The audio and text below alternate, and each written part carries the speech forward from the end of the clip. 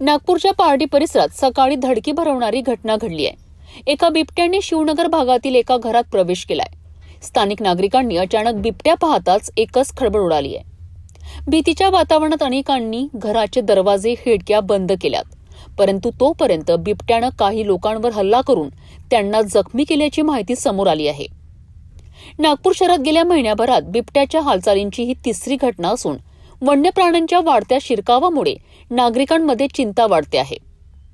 नागरी वसाहतींमध्ये बिबट्या का येतोय? परिसरात अन्न, पाणी आणि निवाऱ्याच्या मिळकत कमी झाल्यानं वन्यजीव शहराकडे वळत असल्याची चर्चा तज्ज्ञांकडून केली जात आहे। या दरम्यान वन विभागाची टीम तातडीने घटनास्थळी रवाना झाली आहे। परिसर सील करण्यात आला असून रहिवाशांना बाहेर न पडण्याचा सल्ला देण्यात आलाय।